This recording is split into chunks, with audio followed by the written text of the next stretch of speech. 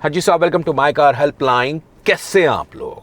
देखिए, आज का जो सेशन है that's all about car accessories for the brand new cars. और उन एक्सेसरीज के बारे में बताने वाला हूं जो प्रैक्टिकलिटी के हिसाब से, यूटिलिटी के हिसाब से, सेफ्टी के हिसाब से आपकी कार को नए आयाम दे सकती है। ना कि उन तमक झमक के बारे में जो लोग अपनी कार में फिट करवा लेते हैं और उसके बाद प्रोटेक्शन पैकेजेस में खर्च कर देते हैं और बड़े बड़े टच स्क्रीन लगवा लेते हैं। This video is in brief about the practical utility accessories जो आप भी अपनी कार में फिट करवाएंगे तो आपका एक्सपीरियंस अच्छा खासा होगा। साहब, जो पहली एक्सेसरी मेरी लिस्ट पे है वो सर्टेनली है डैश कैम के बारे में। देखिए, मैं पहले भी आपको काफ़ी सारे वीडियोस में रिकमेंड करता रहा हूँ कि डैश कैम ज़रूर लगवाइए कार के अंदर। आप रोड पे जा रहे हैं, कोई हादसा हो जाता है, वो रिकॉर्डेड होगा। आप ठीक जा रहे हैं, किसी और की गलती है, वो भी रिकॉर्ड होगा। रेड लाइट जंप नहीं करी आपने, किसी ट्रैफिक पुलिस वाले रोक लिया, you would be having a proof with yourself. तो बड़ा इंपॉर्टेंट है।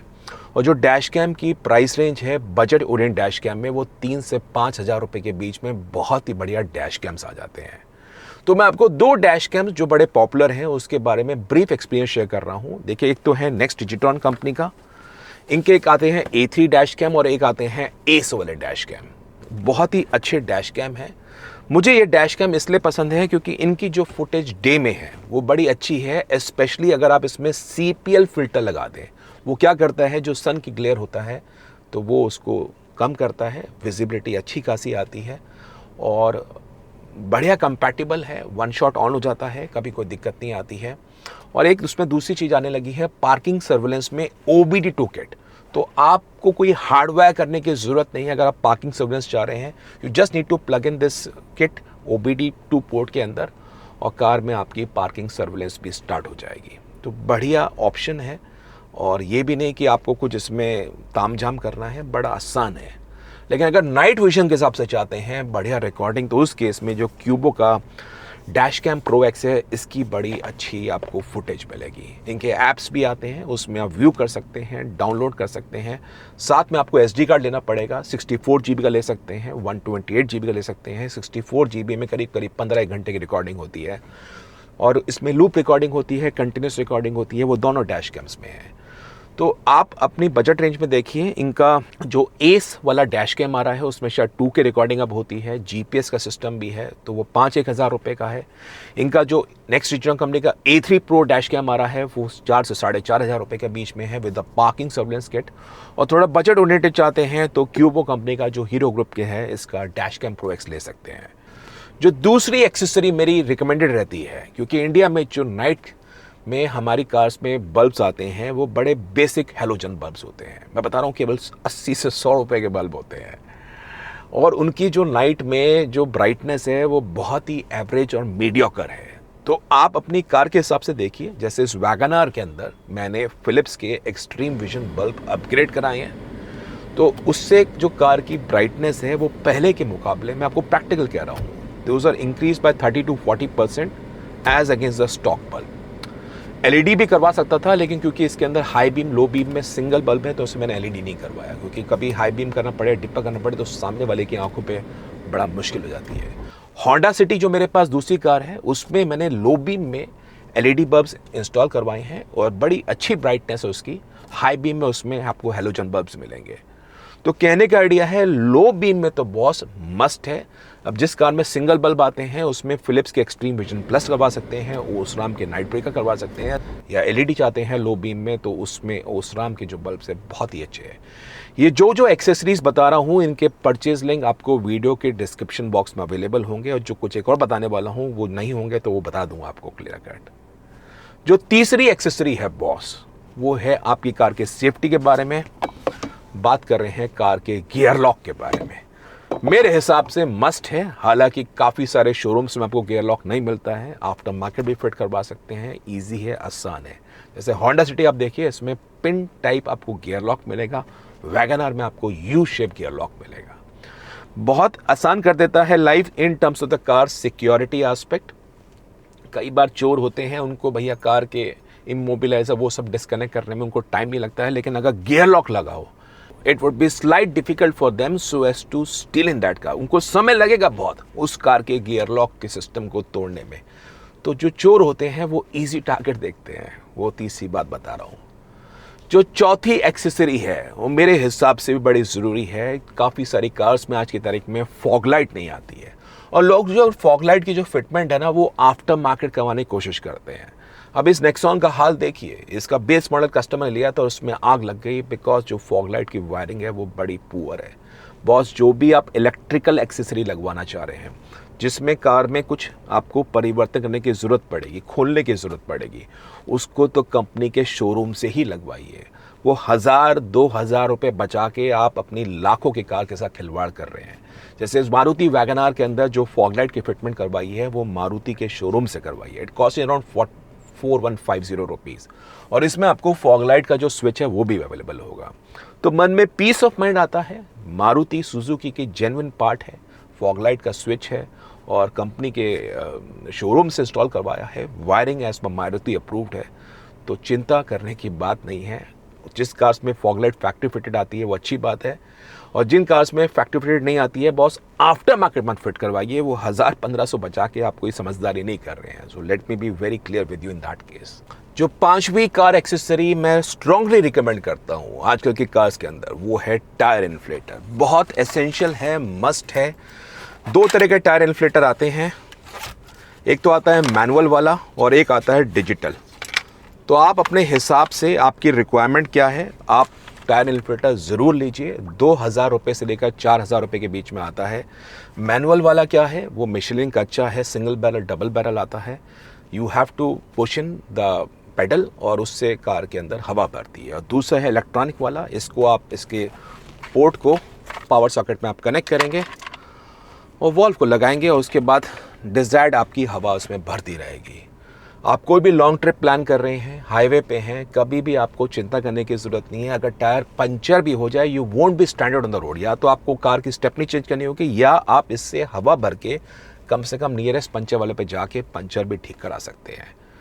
तो टायर इन्फ्लेटर मेरे हिसाब से बहुत ज़रूरी है। प्लस आप टायर का एक्यूरेट PSI प्रेशर भी टाइम टू टाइम चेक करेंगे तो आपके जो टायर्स की लाइफ है वो भी अच्छी रहेगी, और साथ में कार की फ्यूल एफिशिएंसी भी अच्छी आएगी। तो बड़ी इंपॉर्टेंट एक्सेसरी है। नंबर 6 वो है कार के अंदर वायरलेस GPS। अभी वायरलेस GPS एक एसेंशियल बन जाता है अगर आप किसी कार को प्राइमरी कार के रूप में इस्तेमाल करते हैं। You go into multiple cities, बाहर जा रहे हैं, आउट स्टेशन जा रहे हैं, आपके पेरेंट्स आउट स्टेशन जा रहे हैं, तो वायरलेस GPS से कार की जो लोकेशन है वो तो ट्रैक होती है, प्लस उसमें आप जियो फेंसिंग भी कर सकते हैं। अगर कार बाहर जाती है तो आपको उसमें अलार्म बजना शुरू हो जाएगा। तो वायरलेस GPS को आप हाइड कर सकते हैं। 15-16 दिन कार की बैटरी उसमें चार्ज रहती है वायरलेस GPS के अंदर। प्रैक्टिकल बता रहा हूँ, आपको लोकेशन भी देखने को मिलेगी इस वक्त प्रेजेंट कहाँ है और कार के कौन कौन से रूट्स है।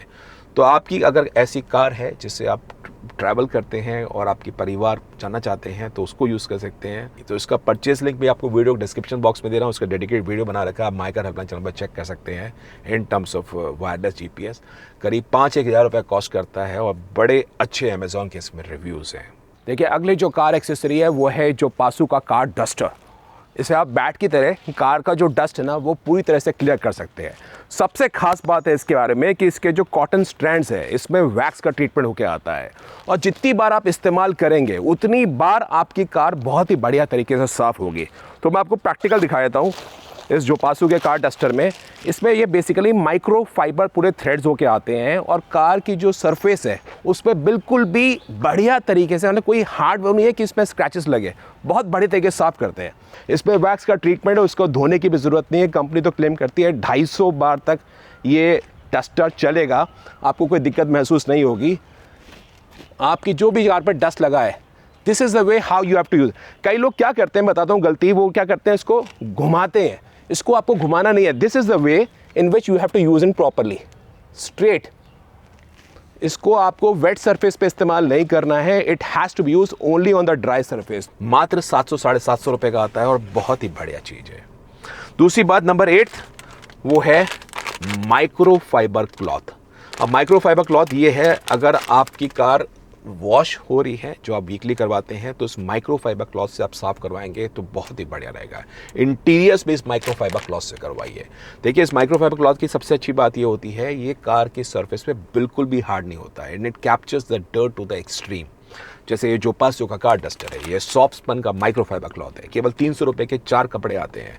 भले ही आप घर में भी इस्तेमाल करिए, I am sure your better half या उनको देंगे घर की उसके लिए, या आपकी कोई घर में हाउस स्टाफ है वो कहेंगे इसका एक्सपीरियंस बहुत बेहतर है। तो बहुत ही बढ़िया है माइक्रोफाइबर क्लॉथ, इसकी बात अलग है, वो ज़रूर इस्तेमाल करिए। That is number 8 accessory. अब जो अगली कार एक्सेसरी है बॉस, जब आप कभी टाइट पार्किंग स्पेस में डोर ओपन करते हैं और जगह कम होती है, तो अमूमन जब आप डोर ओपन करते हैं तो ऐसी चांसेस होती है कि आपकी जो कार का दरवाज़ा है वो साथ वाली कार पे जाके टकरा रहा है। तब ये जो डोर एज गार्ड है ये अटमोस्ट रोल प्ले करते हैं। ये रबर वाले हैं, just cost 20 rupees for all 4 doors. हालांकि इसमें आपको मेटल वाले भी आते हैं, ये 60 रुपये का एक होता है, ये 5 रुपये का होता है, लेकिन ये जो रबर वाला है ना, इसकी आप इंपॉर्टेंस देखिए। Look at this thing. तो इसको आप ज़रूर फिट करवाएं अगर आपकी कार के डोर्स वाइड ओपन होते हैं, भले ही आप वैगनार में हो, अल्ट्रॉस में हो, कोई एसयूवी कार में हो, बहुत ज़्यादा इंपॉर्टेंट है। And last but not the least, जो ये इसकी साइड डोर मोल्डिंग है, अब ये तो मैंने लगवाई है गलीलो कंपनी से भी लगवा सकते हैं। इसका यूसेज उसमें होता है कोई माइनर कोई दरवाज़ा खोल रहा है अपनी कार का, तो आप सोच रहे हैं उसका दरवाज़ा खोलेगा तो जाके इस पर हिट करने की चांसेस पहले होती है। तो ये डोर साइड मोल्डिंग, हालांकि कंपनी की कॉस्ट पड़ती है 2400 3000, एसयूवी का इसमें 4-5 हज़ार रुपये, पर गलीलो की ये door side moulding was cost in 1200 rupees. तो ये भी एक ज़रूरी एलिमेंट है जिसको आप अपनी कार में फिट करवा सकते हैं, क्योंकि भाई डोर में जो स्क्रैच लग जाए तो थोड़ा अच्छा नहीं लगता है। ऊपर से जो कार की लुक्स है, आप बताइए does it enhance the looks of Maruti Suzuki WagonR, तो वो भी एक बात है जो बता रहा हूँ आपको। तो ये वो एक्सेसरीज़ हैं जो मैं आपको रिकमेंड करता हूँ। भाई कुछ एक चीज़ें वो बता रहा हूँ आपको, वो भी बताना चाहिए। अगर आप मारुति कार ले रहे हैं बॉस, IRVM बेस्ड कैमरा आप सेटअप चाह रहे हैं, हालांकि WagonR is not a wide car, इसमें विजिबिलिटी अच्छी खासी है, कैमरे की ज़रूरत नहीं है, पार्किंग सेंसर लग जाते हैं, लेकिन बता रहा हूँ जो IRVM बेस्ड कैमरा आते हैं, IRVM होता है इसमें थोड़ी सी डार्कनेस होती है, तो जो विजिबिलिटी होती है डे कंडीशन में वो उतनी अच्छी नहीं होती है, even in the brightest condition बता रहा हूँ। दूसरी बात ये, जो कैमरा का डिस्प्ले होता है वो केवल 40-50% स्क्रीन पे होता है IRVM के अंदर, तो क्यों इतना पैसा खर्च करना जिसमें क्लैरिटी उतनी ज़्यादा ना हो।